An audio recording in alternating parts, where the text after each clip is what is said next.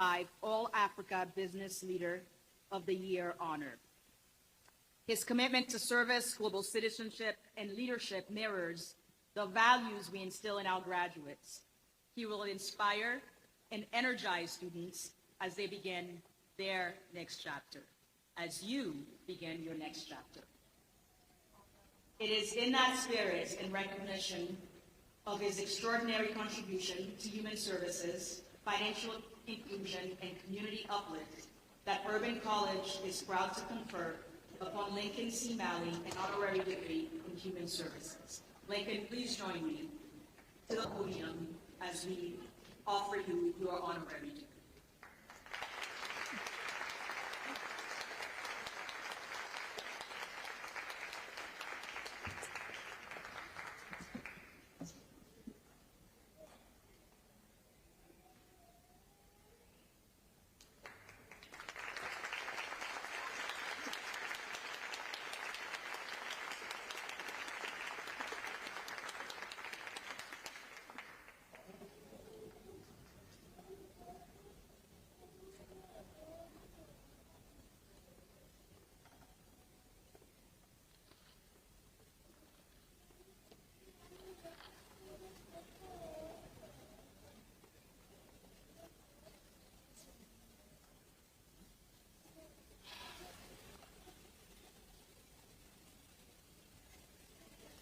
There is a boy I want to tell you about. He's 17 years old. He has just been told to leave school and not come back. He walks home alone, carrying a shame he doesn't even know how to name. He's later in and out of jail, and he and others are condemned to be the lost generation. That boy is me. Proud families and friends, distinguished faculty and staff, honored graduates, what a gathering of transformed lives. Today we celebrate not only degrees earned, but dreams that refuse to surrender. We honor the parents who studied late into the night after exhausting shifts, the immigrants who learned a new language while carrying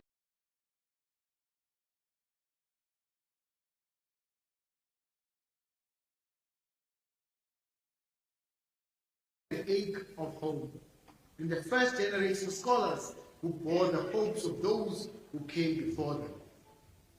I'm going to ask a special favor from the graduates.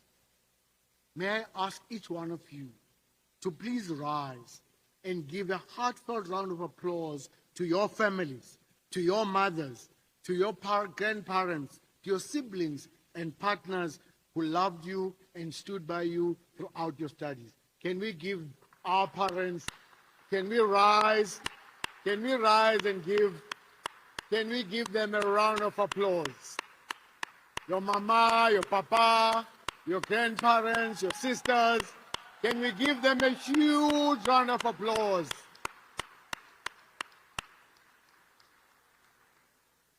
And in my home country, in my language, we say halala, halala, halala to you.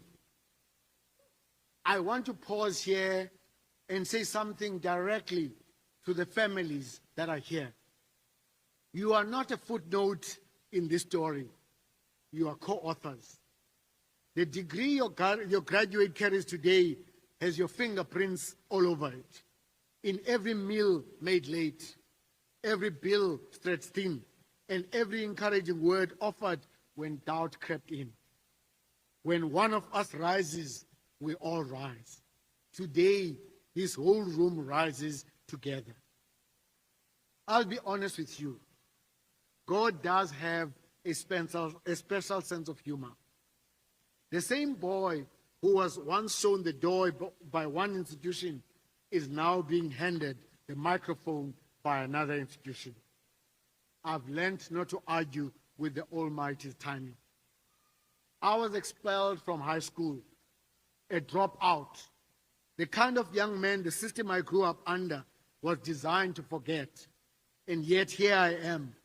I stand in front of you as a leader of a Nasdaq-listed company, a husband to Zva, my university sweetheart, a father of 3 grown children, and I've been invited back to Boston to deliver this commencement address.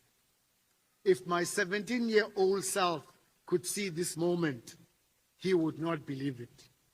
And that is exactly the point. There were those who saw a future in me that I could not see in myself. Honored graduates, your presence here is living proof of the incredible power of the human spirit. When talent is given a chance, when resilience meets opportunity, and when people choose to lift one another up. I grew up in Gqeberha Township in South Africa under the apartheid system, a system built to crush human potential. There were many dark years when the path ahead seemed impossible. In those dark years, I learned Ubuntu, not from a book, but from Mrs. Tande Kambopa, my school principal, who took me in when no other school would take me. I learned Ubuntu from teachers and parents who did not give up on my future. I learned Ubuntu from the strangers who hid us from the police and the army, who showed up when they had nothing else to give but themselves. Ubuntu is not a philosophy, it is a practice. It says, your pain is my pain, your hunger is my hunger, your shame is my shame, your rising is my rising. I am because we are. That is not a proverb, it's a rescue rope. My parents taught me, they taught me words I still live by. Sink your roots deep into the soil that made you, but reach without apology for the highest heights. Be proud of who you are, but remain open-hearted to every other human story. And treat everyone with respect and dignity, regardless of race, color, creed, or sexual orientation or preference. Graduates, you now step into a world of rapid change and powerful new technologies. I know the job market feels uncertain for many of you, and opportunities may take longer than you had hoped. Embrace the new tools boldly anyway. But let me tell you what no app ever did for me. When I walked home that day, expelled, ashamed, certain my life was already over, it was my father who met me. Not with disappointment, but with a dream. He told me that one day I would go to Harvard. I did not believe him. I could not have imagined it. But that dream lodged somewhere deep in the place where shame had been living. Years later, I sat in the classroom at the Harvard Business School as a member of AMP 184. And when our class needed someone to speak, they asked me. I was the first African ever to be a class speaker of an AMP class in the history of Harvard Business School.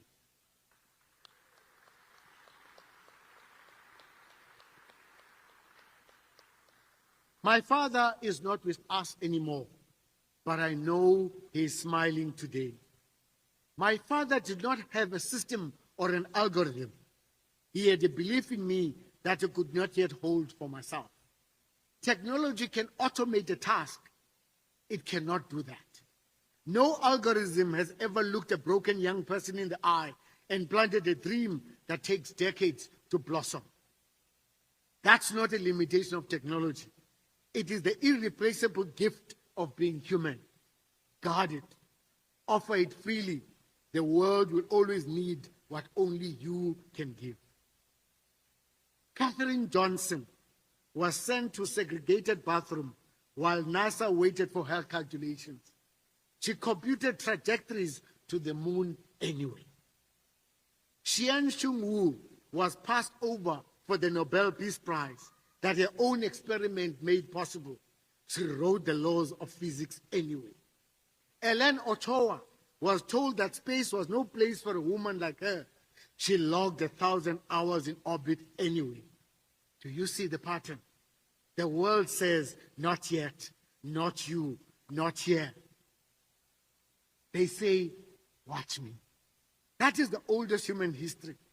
Dignity itself, dignity insisting on itself, as I see it written all over this graduate class. You studied in cramped apartments, on night shift, through grief and doubt. You made it impossible to be ignored. The question is no longer whether you can survive a world that underestimated you. You've already answered that. The question now is, what will you build now that you are inside the room? But I must warn you about something nobody told me. Ubuntu is easy to practice when you are hungry, when you are the one who needs a hand, when you are the boy walking home alone with chain you cannot name. The real test comes later. When it comes when your name is on the door, when you are the one signing the checks, when you are invited into rooms your parents could never enter, when success whispers, you've worked hard for this, you deserve to belong here, fit in, smooth your edges, leave the old neighborhood behind. I've watched brilliant people shaped by the same struggle as you, slowly trade Ubuntu for assimilation. Not all at once, never all at once. It happens the way water carves stones, gradually, invisibly, until one day you look up and realize you've forgotten the language of your own becoming. The higher you climb, the harder Ubuntu becomes, and the more the world needs you to practice it. Because here's the truth nobody in power will tell you. The systems that once excluded you will eventually try to recruit you, on condition that you quietly agree to exclude others. That is how inequality sustains itself. Not through villains, through good people who got comfortable. Your success is not a reason to release Ubuntu. It is your greatest opportunity to prove what Ubuntu can build. So here is my challenge to you. Find the next student who reminds you of where you started. And also find the one whose story is nothing like yours. Mentor them both. Build workplaces, neighborhoods, and communities where every person can truly belong and contribute. In moments of division, choose real conversations over comfortable silence. Become the one who widens the circle. Ubuntu does not ask you to save the world. It asks you to notice the person next to you. That is enough. That is everything. The expelled boy from Gqeberha made it because someone noticed him first. The honors and awards that have been graciously bestowed by the Urban College of Boston are not mine to keep. I am committing them in full to the Lincoln Mali Leadership Foundation so that more students like me, or who were like me, who look like me, can find their second chance. Because, ladies and gentlemen, recognition that does not open doors for others is just a trophy gathering dust. But enough about me. This moment belongs to you. And so I ask, when your moment of recognition comes, and it will come, ask yourself the same question. Who will you bring through the door with you? What will you do with the room you finally entered? Class of 2026, your degree is now more than a credential. It's a covenant. Somewhere out there is a younger version of you, sitting in the back of a classroom, not sure yet whether they belong. Your excellence will give them permission. Your integrity will give them a map. Be that person for them the way someone was that person for you. Wear this responsibility not as a burden, but as an honor. Class of 2026, you are ready. Not because the world is fair, it is not. Not because the path is clear, it never is. But because you've already proven in cramped apartments, on night shifts, in a language that was not always your own, that you do not need the world's permission to become extraordinary. The baton is now in your hands. Run well. And when you get tired, and you will get tired, remember Ubuntu. You are not running alone. When you win, and you will win, celebrate by passing on the baton to the next person. Let your lives declare that our differences do not diminish us. They enrich and enlarge our common humanity. I think back about that 17-year-old sometimes, walking home, carrying shame that he couldn't name, certain that the world had made its decision about him. But nobody told him that one day he will stand in a room like this. Nobody told him that the very thing that broke him, the expulsion, the silence, the closed doors, would one day make him useful to others who were broken in the same way. If I could go back and find him on that road, I will tell him one thing. Someone is coming who will need exactly what you have been through. Stay. Let every choice say, we belong to one another. Halala, class of 2026. Halala, I thank you.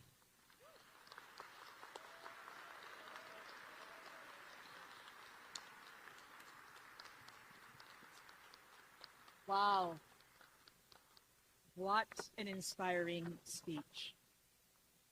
On behalf of this entire community, our faculty, our families, and most of all, this extraordinary graduating class, thank you, Lincoln. Thank you. That was truly inspiring. You gave us something rare, not a speech, but a philosophy to guide our actions. You taught us that Ubuntu is not an idea to be admired from a distance. Instead, it is a practice lived daily and deliberately. Your pain is my pain, and your rising is our rising. Thank you for that.